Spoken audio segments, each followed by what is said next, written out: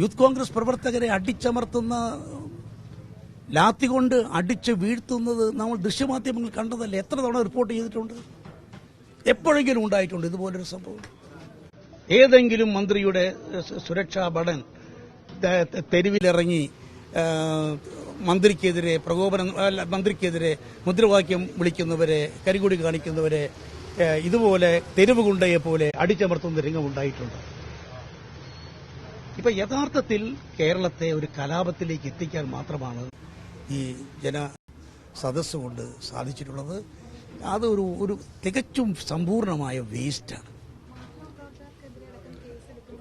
ഇപ്പോൾ ഏറ്റവും ഒടുവിലായി മാധ്യമപ്രവർത്തകർക്കെതിരെ കേസ്. അതെന്തിനാണ്? പെരുമ്പാവൂരിൽ നവകേരള സദസ്സുമായി മുഖ്യമന്ത്രി എത്തിയപ്പോൾ അത് റിപ്പോർട്ട് ചെയ്തു. അതിനെയുള്ള പ്രതിഷേധം റിപ്പോർട്ട് ചെയ്തു. അന്ന് ആരോ ഷൂ എറിഞ്ഞു, അതൊക്കെ റിപ്പോർട്ട് ചെയ്തു. സത്യസന്ധമായി റിപ്പോർട്ട് ചെയ്ത വിനീത എന്ന് പറയുന്ന 24 ന്യൂസിൻ്റെ ആ മാധ്യമപ്രവർത്തകയെ അവരുടെ പേര് കേസെടുത്തിരിക്കുന്നു. പിന്നെയും ഏതോ മാധ്യമപ്രവർത്തകരുടെ പേരിൽ കേസെടുത്തതായിട്ടാണ് ഞാൻ മനസ്സിലാക്കുന്നത്. DGP ഓഫീസിലേക്ക് മാർച്ചിനെ തുടർന്ന് അത് റിപ്പോർട്ട് ചെയ്ത മാധ്യമപ്രവർത്തകർക്കെതിരെ കേസ്. യഥാർത്ഥത്തിൽ മോഡി ഭരണവും പിണറായി ഭരണവും തമ്മിൽ ഒരു വ്യത്യാസവുമില്ലാത്ത അവസ്ഥ. കേരളം ഇതെല്ലാം പരിശോധിക്കുമ്പോൾ ഒരു കമ്മ്യൂണിസ്റ്റ് ഭരണമാണ് എന്ന് നമുക്ക് ചിന്തിക്കാൻ കഴിയില്ല. അക്ഷരാർത്ഥത്തിൽ കേരളം ഒരു ഫാസിസ്റ്റ് ശൈലിയിലേക്ക് മാറിയിരിക്കുന്നു.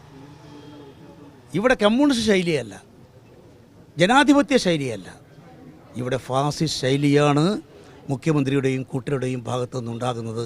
അതാണ് മാധ്യമപ്രവർത്തകരെ പോലും അടിച്ചമർത്തുന്ന ഈ തരത്തിലുള്ള സമീപനം.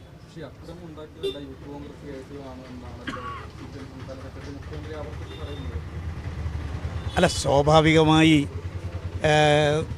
ഈ സമരങ്ങൾ അല്ലെങ്കിൽ യൂത്ത് കോൺഗ്രസ്സുകാരുടെ പ്രതിഷേധം അവരുയർത്തുമ്പോൾ അവരെ അടിച്ചമർത്തുന്ന ആ നടപടിക്കെതിരെ സ്വാഭാവികമായി പ്രതിഷേധമുയരും. അതിന് നമുക്ക് കുറ്റം പറയാനാവില്ല. കാരണം സ്വയം പ്രതിരോധത്തിൻ്റെ ഒരു രീതിയിലേക്ക് അവരെത്തും. പക്ഷെ ഒരു കാര്യം ഞാൻ പറയാം, ഏതായാലും അതിനെല്ലാം ഉത്തരവാദി മുഖ്യമന്ത്രിയാണ്. എതിർ രാഷ്ട്രീയത്തിൽപ്പെട്ടവരെ, രാഷ്ട്രീയ എതിരാളികളെ, തന്നോട് വിയോജിപ്പ് പ്രകടിപ്പിക്കുന്നവരെ സ്വന്തം അണികളെ വിട്ട് അടിച്ചമർത്തുന്ന ആ തെറ്റായ ശൈലിയുണ്ടല്ലോ, ആ തെറ്റായ ശൈലിക്കെതിരെയുള്ള പ്രതിഷേധം, അതിന് ഉത്തരവാദി മുഖ്യമന്ത്രി തന്നെയാണെന്ന കാര്യത്തിൽ യാതൊരു സംശയമില്ല.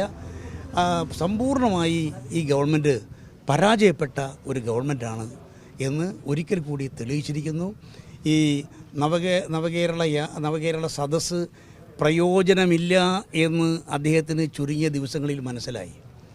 അതുകൊണ്ടാണ് അതിൽ നിന്നെല്ലാം, അതിൻ്റെ പരാജയത്തിൽ നിന്നും ജനങ്ങളുടെ ശ്രദ്ധ തിരിക്കാൻ വേണ്ടി ഈ കലാപത്തിലേക്ക് കേരളത്തെ തള്ളിവിട്ടത് എന്ന കാര്യത്തിൽ യാതൊരു സംശയമില്ല.